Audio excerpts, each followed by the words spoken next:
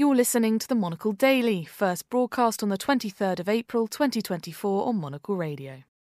A cavalcade of continental spy scandals, American campus protests evolve from protests to arguments about the propriety of protesting, and Australia drops dramatically down Elon Musk's list of holiday destinations. I'm Andrew Muller. The Monocle Daily starts now.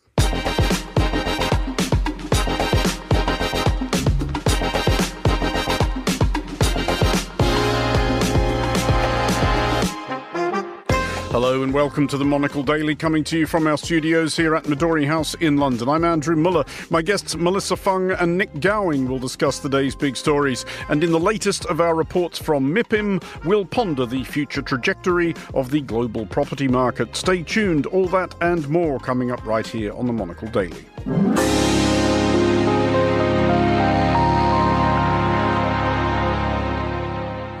This is the Monocle Daily. I'm Andrew Muller, and I am joined today by Mellissa Fung, journalist, filmmaker and author of Between Good and Evil, The Stolen Girls of Boko Haram, and by Nick Gowing, former Channel 4 and BBC reporter and a distinguished fellow at the Royal United Services Institute. Hello to you both. Hello, Andrew. Hello, Andrew. Mellissa, first of all, you are recently returned from Washington, D.C., and in telling us about that, you can also insert a further seamless plug for your book. You already did. Thank you very much. Yes, it was the 10th anniversary of the Chibok kidnappings in Nigeria last Sunday. And so I had a little book event to mark that sad anniversary at a beautiful bookstore called Politics and Prose in Washington, D.C. And so the book came out in paperback as well last week, and so it's available everywhere now. Because 10 years on, the book is still actually depressingly timely, isn't it? The phenomenon of kidnappings in Nigeria has not dwindled. In fact, I think it's getting worse in some cases. You know, we just saw last month 2 mass kidnappings, more than 200 students in 2 different provinces. Now, most of those students have been returned now and rescued, but you know, mostly gangs now, not just Boko Haram, are realizing that kidnapping for ransom is very lucrative. And Nick, no need for me at least to ask you where you have recently been. I know because I was there as well at the Delphi Economic Forum. Aside from the excellent dinner they served us up by way of welcome, how was the event for you? Really very good. This is the Delphi Economic Forum, a remarkable place, of course. Delphi goes back into the annals of Greek history. It's a most incredible place. We weren't sitting among the monuments. We weren't sitting among the excavations. But it was very intense. And I go to a lot of conferences, mainly to meet people, dare I say, like you, over dinner. Otherwise, we wouldn't be. I think you'd invited me on anyway before we met at dinner. But it's actually the people you bump into and the cards you come away with and the insights you get, not necessarily from the platform. I interviewed Radek Sikorski, the Polish foreign minister, not necessarily from the platform, but actually over the coffees. And Delphi's really good like that because everyone's stuck up a hill in the middle of nowhere, so they can't run away from you. Well, it's not quite the middle of nowhere. It's not stuck up a hill. But it is the most glorious location. It is inspiring. I've been there, I think, 4 times, and it may sound like one's having a good time. Actually, these are very hard work. And I say that not to feel sorry for myself, but being a conference geek is actually an art in itself, to know who to meet, how to meet them, and how to build relationships with them. So you can email them, you can pick up the phone, and you can get them, and maybe they'll say something to you which they weren't going to say otherwise. Well, we will start tonight's show proper in Germany, where police and intelligence services have been rounding up a number of alleged cloak and dagger merchants from China and Russia. Most sensationally, one of those lifted, identified thus far as Jian Ji, is an assistant to Maximilian Krah MEP, who sits in the European Parliament representing unsavoury far-right Fulminators Alternative for Deutschland. This roughly accompanies the arrest of 3 other Germans also accused of spying for China and follows the arrest of 2 German-Russian dual nationals accused of planning sabotage attacks against Germany directed from Moscow. As is traditional, Russia and China deny everything. Nick, first of all, it would kind of be more surprising if this wasn't happening, wouldn't it? Yes, very much so. I mean, I've spent much of my career in Eastern Europe and some of it in China as well. And so none of this is a surprise. These countries are very strategic in the way they find people, plant people, agents of influence, and so on. And it's not just, of course, China and Russia. The Americans, CIA, and the British, MI6, they do exactly the same thing. A very senior MI6 officer, I heard him say, our job is one thing. It's to steal secrets. And one of the ways in which we knew a lot about, or the secret services knew a lot about what was going to happen in Ukraine when Bill Burns, the CIA director, went there in November 2021 to finger what was going on and tell Putin, we know what you're up to, is because of the agents inside Russian military and also the security services. Many of them will have been withdrawn by now or got out of the country. But so it's a part of life. Frankly, I've been around a long time. I'm not surprised at all. Mellissa, should we be shocked at all related to this, that they appear to be targeting populist parties as ripe for recruitment, perhaps sensing that quite a few of the people involved in these parties might be of debatable loyalty and perhaps somewhat lacking in intellectual apparatus?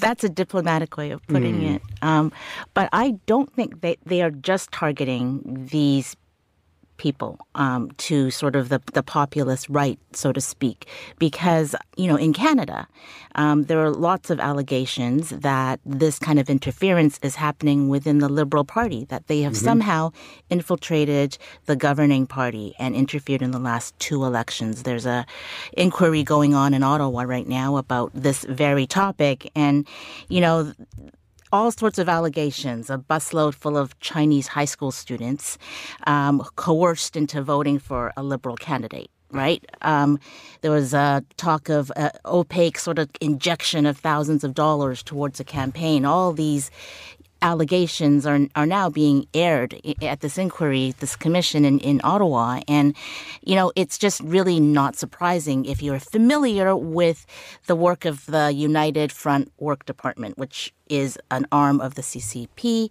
in China. And this is what they do.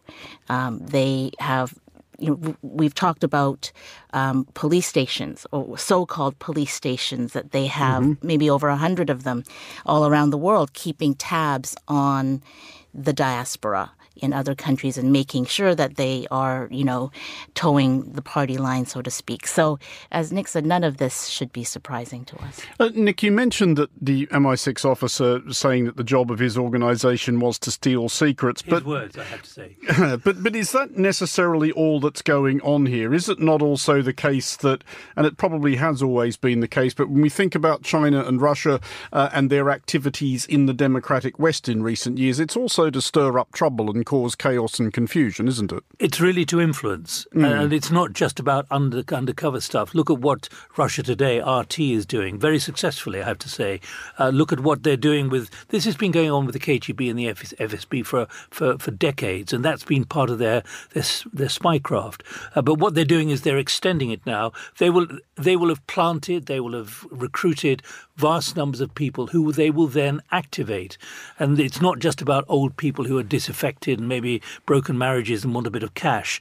It's also the next generation as well. And we've got to be careful because there's a case which is going to be in court on Friday here in the United Kingdom. And so we can't talk in any detail. And the Crown Prosecution Service have warned about that.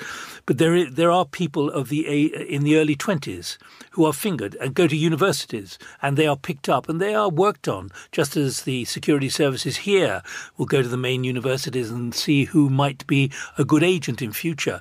And when you look at the advertisements which have been in places like The Economist for security service personnel, they're looking for very different kind of people. People you would never suspect are actually agents. And that's what the Russians and Chinese are doing. But I have to say the CIA and the MI6 and others are equally successful. Mellissa, does it strike you, though, that in terms of the stirring up trouble aspect of it, China and Russia are trying to accomplish similar things? I'm put in mind of a conversation I had several years ago with a former very senior American intelligence officer who boiled it down. I mean, it was fantastically quotably glib, but he said the difference is that the Russians want to destroy us, the Chinese just want to own us. I think that's pretty accurate. just look at how hard it's been in Congress in Washington to pass aid to Ukraine, right? Because somehow, there are several low-ranking Republicans who, we'll just say they're MAGA, have been holding up this process for a very long time. And now that it's finally gotten through, now they're threatening to, kick out the speaker because they did not somehow want to aid Ukraine in their fight with Russia. And so I think, yes, Russia and China are both interfering in the West for different reasons, but ultimately I think the goals, the end game might end up being the same. Just a final quick thought on this one, Nick, and it goes back a bit to what we were discussing about that delineation between stealing secrets and stirring up trouble. Has the latter aspect of it become more important in a world in which secrets, one assumes, are vastly more available than they used to be? I mean, again, this was a different intelligence officer I was talking to years ago, former MI6, who said, he could remember the Cold War and thinking that if, for example, if you wanted to know the top speed of a particular Soviet-built armoured personnel carrier, that might take weeks of patient espionage to discover, whereas now any clown with a laptop can find it out in 2 seconds. Are there still as many secrets as there were waiting to be found?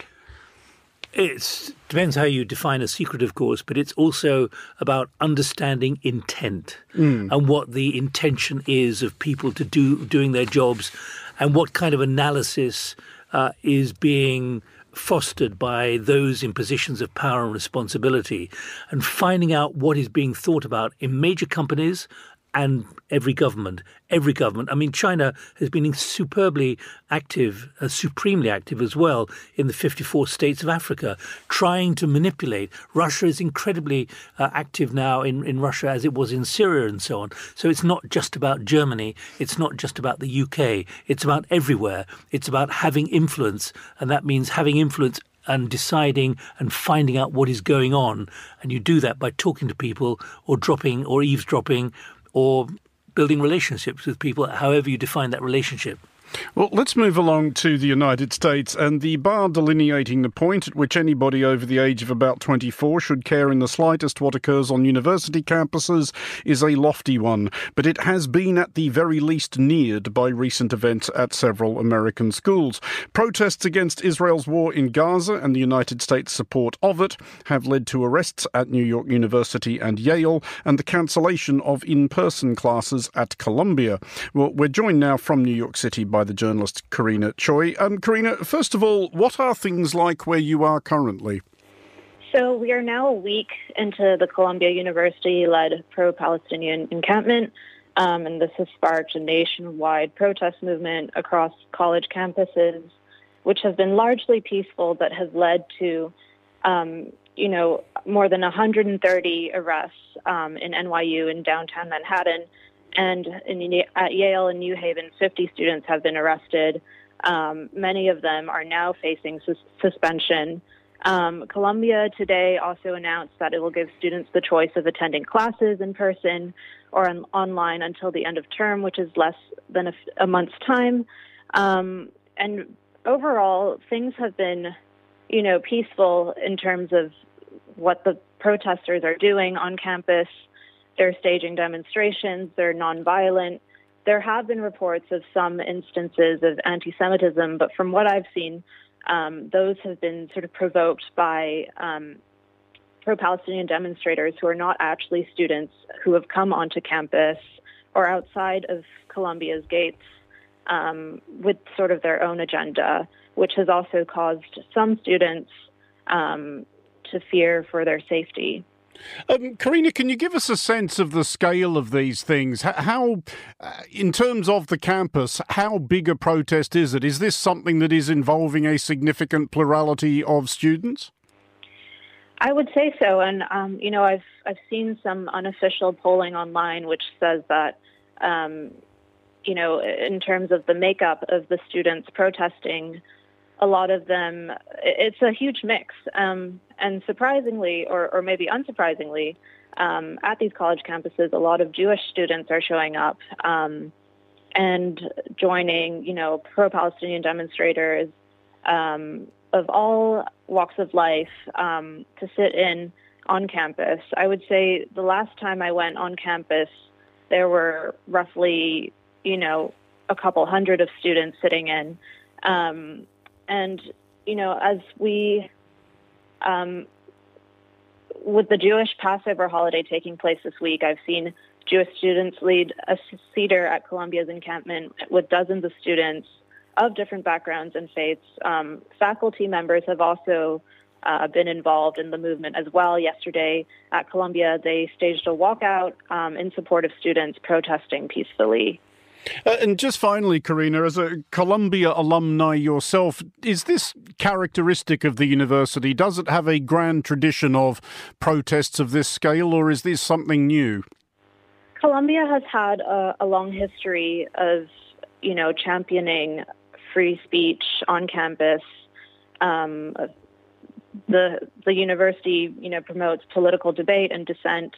As a reporter, I don't feel like it's right to share my political views, but I am a former student at Columbia, and I am concerned about how the university has called the police to arrest its own students, when from what I've seen, they've been quite peaceful. And also, it's frustrating as, an alumna of the journalism school to see that press are given limited access, if not no access to campus at all. And this has just given way to more inaccurate information spreading online and even reaching the White House. Karina Choi, thank you very much for joining us. We'll bring the panel in now. Mellissa, first of all, is this, and I'm trying to sound as unpatronising here as I possibly can, but is this basically students doing as students should? This is part of the point of going to university, isn't it, to sort of figure out what you think about things? I think that's true. I think, though, that this particular conflict, has, just because it's gone on so long, has really inflamed passions on both sides. And so this is what students do. Don't forget, 1968, students at Columbia were protesting as well. And unfortunately, the police were also called in then. So I think, and as an alumni as well, I was quite dismayed to see that happen this time around, because I would have thought that, the administration, the Columbia administration would have just allowed students to do what they do, right? They are finding their voice. They are passionate about this war. And to call on the police, now I realize what Karina was saying, that maybe outside protesters had come and there were some anti-Semitic remarks being made. I wish that the administration had just allowed the students to have their camp, have their protest, and leave them alone. I mean, it is that area, that's the students' area where they have put their encampment. And so, I think it was really unfortunate that they called on the police to remove them. Nick, were you ever much of a barricade straddler yourself? No, I wasn't. I tended to report it when I was a student, a journalist. But let me just add to what Mellissa said and what we heard from the campus there, because Manoush Shafiq, who's the principal of Columbia, who used to be until a year ago the head of the London School of Economics here in the UK, she actually asked students to stay away from the campus, citing incidents, and this is the important bit, of intimidating and harassing behaviour. And tensions have been exploited and amplified by individuals who are not affiliated with Columbia, who have come to campus to pursue their own agendas. So I would suggest to you that it's far more complicated than just students getting angry and passionate. I have to say there was an air of Vietnam about this to me, but what we're now seeing, particularly with the Palestinians and particularly with the Jewish and the Israeli cause, is a deepening and a radicalizing on both sides. And I think, quite apart from students, it's going to become more sinister as the days go by. This is without resolution. Mellissa, does that radicalising get amplified, accelerated, catalysed, call it what you will, by attention being paid to it from social media, from outside media? If it was just a case of students having a demonstration and a conversation among themselves about this conflict, it wouldn't necessarily have to be a thing, would it?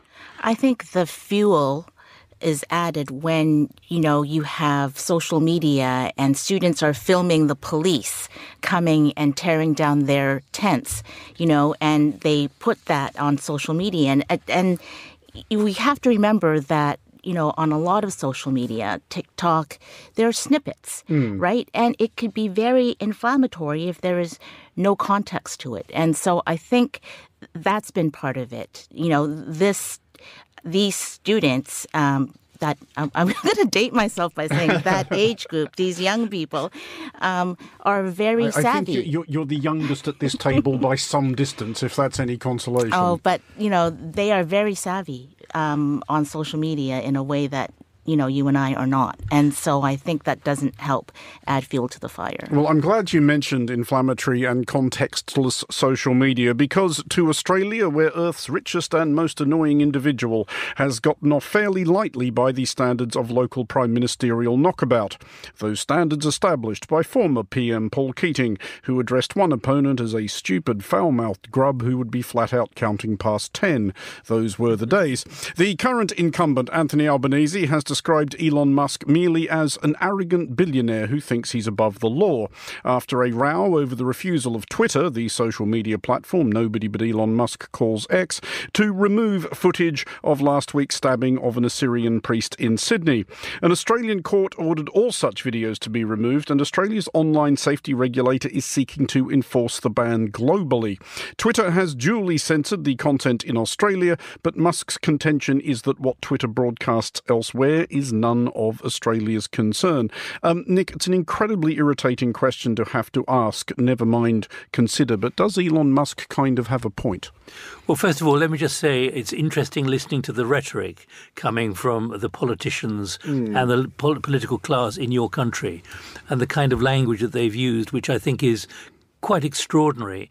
But I think that this is indicative of a problem that Musk is now facing. His share price is going down. He's just sacked 10% of his staff. He's cutting back production of his cars, and quite apart from what he's doing now to X or Twitter.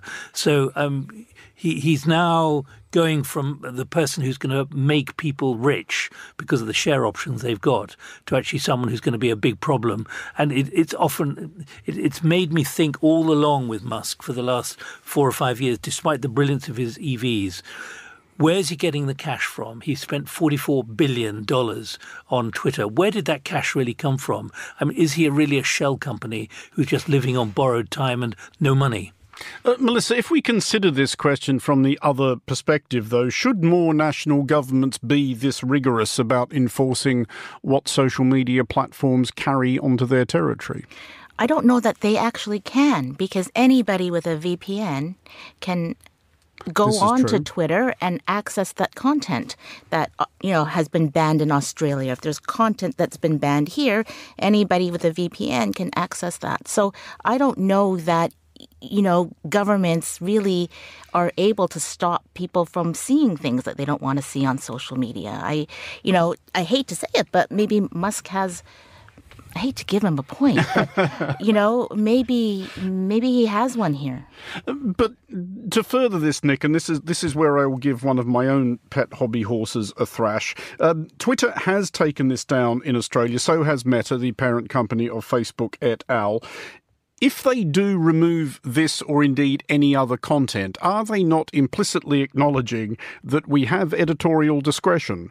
We can do this. We are therefore publishers, not actual neutral, entirely inanimate conduits of information as they prefer to portray themselves. As someone who used to work in a newsroom at the BBC, where you have to be really conscious of what you're saying and how you're saying it, not control, but just in terms of taste, I do think that we've got to the stage where social media is having to control itself. And therefore there is a movement, which is one of, certainly I as a former working journalist, became increasingly irritated by the fact that we weren't quite sure what we were reading on a particular site or a particular posting was really accurate or not, or just a sounding off.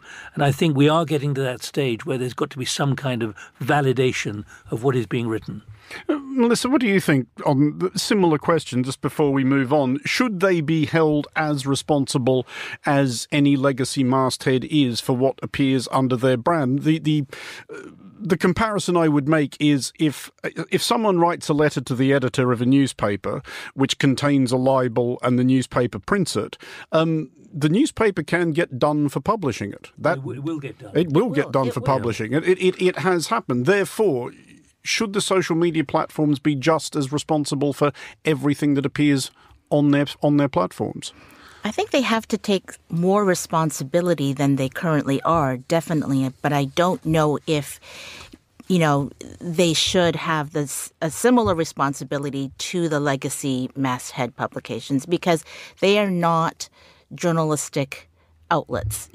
Even though most people, Elon Musk is trying to claim that that's exactly what Twitter is. Even though too many people get their news from it, they don't. If you're going to go that route, right, then they're going to need editors the same way newsrooms do. Then they're going to, it's tough. It's a very, very gray area, and I, don't have a good answer to that, I'm afraid. Sounding off on a website or a site like this is not news. It's a set of opinions, and there's no discretion, and there's no checking of what is said and how it's said. When I'm reading stuff, my system always is saying, is that really true? I need to check it. But I don't think that's the way most people read stuff. Regrettably not. And to Taiwan, the latest jurisdiction to consider the always highly charged question of whether or not to bundle statues of controversial personages off their plinths. At issue are fully 760 remaining monuments to General Chiang Kai-shek, who founded modern Taiwan after losing the Chinese Civil War to Mao Zedong's communists in 1949 and ruled the island with little truck for dissent until his death in 1975. Chiang's party, the Kuomintang, are still a thing, but now in opposition, and the currently governing Democratic Progressive Party believe that they have seen enough of him. For context, Mellissa, thousands of statues of Chiang Kai-shek have already been removed following an investigation into the period of his rule a few years ago. So if they want to get rid of the remaining 760, give or take, is that really that big a deal? I wouldn't think so, since they've already made the decision to remove them. But obviously, it has become a big deal because the Kuomintang party in Taiwan is now developing closer ties with the mainland.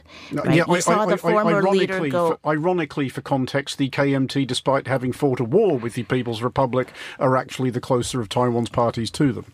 Exactly. Weird. The former leader just was welcomed to Beijing by Xi Jinping. And so, maybe this is another, going back to our first topic, another way that China's trying to influence what's going on in Taiwan. And in the other direction, Nick, is this also Taiwan trying to make something of a statement to China and to the world that we are no longer quite as tied to you one way or another as you might like to think we are? Probably, but I think, can I just twist it in another direction, though, Andrew? Because, it comes back to the kind of arguments there have been in this country about whether, like it happened in Bristol, about whether you keep statues. This is part of the history of Taiwan. Similarly, I remember being in the Russian coup in 1991. And there you had Felix Dzerzhinsky, the founder of the FSB, the KGB. All his statues were being pulled down. Now they're being put back up again by Putin. Now, so it's about the value and also the historical value that a statue does have. Now, there's a difference between one statue and 760 statues and several thousand statues being pulled down. But I think there is an important point here, which most people don't remember the history of the Kuomintang and Chiang Kai-shek after it happened at the end of the war, the very distant war. But it is important to have memories of that, even if they are symbols as well. So I wouldn't get too worked up about this. As to the relationships between Taiwan and China, as Mellissa said, you had the extraordinary visit to Beijing recently by the leader and seeing Xi Jinping, and that was I couldn't believe it. I thought it was actually something which was misreported on a website. On that, just to be devil's advocate on that, I still remember pictures of the goddess of democracy being taken down in Hong Kong. And so that's a statue as well. Then that's all I'll say on that right now. I remember that in Tiananmen Square in 1989 as well. Yep. There in the middle of Tiananmen Square, that enormous statue. It was symbolic of something. But Mellissa, as Nick correctly points out, this has been a global thing in recent years. Obviously, we saw a lot of it in the United States, where various jurisdictions decided that they had been glowered over by representations of Confederate generals for long enough. Have we arrived at any hard and fast rules, do you think, over which statues should stay and which should go? Or is it impossible to imagine any hard and fast rules, which is why there will always be an argument? I think that's true because, having just come from Washington, most of the statues that have come down in the States are of slave traders, slave holders. And now, we know that reparations need to be made. And part of that is maybe removing these statues. And that's happening here in the UK. It's happening in the Caribbean as well. Except, of course, Nick, and finally on this, it could reasonably be argued, well, not reasonably argued, completely factually stated that Washington and Jefferson, to name but two, were slave owners. Should their statues therefore come down? Indeed. Same with Colston in Bristol. But how do you make the judgment about somebody? Do you decide to judge their entire works by the worst of them or the best of them? I can't give a view on that, but look at the way colleges and institutions have been torn apart by exactly that question and that debate. Nick Gowing and Mellissa Fung, thank you both for joining us. Finally, on today's show, with the rise in cost of buildings, lack of liquidity and high interest rates, the last 12 months have been tumultuous for those in the real estate and property sectors. But as things begin to turn for the better, many are looking for funds and are seeking out their next investment opportunity. Such is the case for global real estate investment manager Hines, which earlier this year left its mark at MIPIM, the world's most important real estate fair. One of those in attendance in Cannes was Alex Knapp, the Chief Investment Officer for Hines Europe. Monocle's Editor-in-Chief Andrew Tuck caught up with Alex by the city's promenade and began by asking him to take the temperature of the market. The markets definitely this year feel different. We've been through a market correction for real estate on par with the early 90s or the global financial crisis. So it's a 20% correction in values across the board. It's a really material moment, and a cyclical reset. They do happen periodically in real estate, and it feels like we are coming close to the bottom of that cycle. Are we there yet? Are we there in 6 months? I'm not quite sure, but the mood is changing, and that's really driven by the tone on interest rates. The prospect of interest rates coming down for all real estate investors is hugely important. When you look at lots of the sectors that are important for the people here at MIPIM, whether that's hospitality, retail, resi, data centres, logistics, is that uptick being felt across the board? Well, first of all, I wouldn't term it as an uptick yet, but certainly a floor in the market is being felt. And what we're observing is in each product type, so for offices, for retail, there are versions of each one that are functioning well. So for office, which has obviously been a big topic in the real estate world and for cities everywhere, in Europe, the CBDs are actually very healthy. Office markets are healthy from the occupational side, and that gives a foundation for values to eventually increase. Indeed, actually, in retail, the same thing is true. It's been a sector that's been untouchable for many real estate investors for many years, and at this point, we're starting to see occupier health stable, fall levels rising again, and e-commerce penetration or adoption rates flattening, which gives everyone more cause for optimism in that sector as well. Obviously, one of the other big hits to the sector was the pandemic. There were social changes, cultural changes that people felt were going to be, that couldn't be unwound once they happened. One of these was around retail, that we would move to ordering everything online. Another was about the world of work and that we wouldn't return to the office. Again, speaking to people here at MIPIM, not that everyone's going back to the office, but still we're not at the point where we know how many people will finally be back working in the offices, because lots of bigger companies, even just now, saying we want people to return to work. And on the retail side, as we discussed before this interview began, there's an interesting shift there as well. Many of the big e-com players have stumbled and shuttered even. How important are those cultural, those social things to you as you begin to try and look at the future of all of these sectors?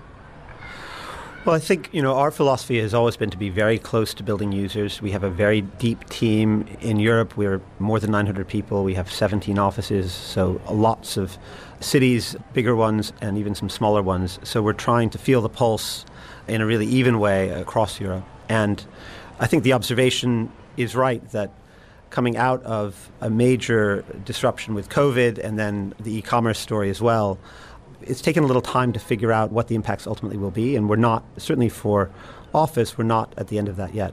But we are seeing certain trends. And in office, I think the big observation I would have is that in Europe, certainly, office use is compressing into city centers, into urban cores, away from the periphery, away from purpose-built office districts, and really into the proverbial live, work, play environments that we've talked about so often.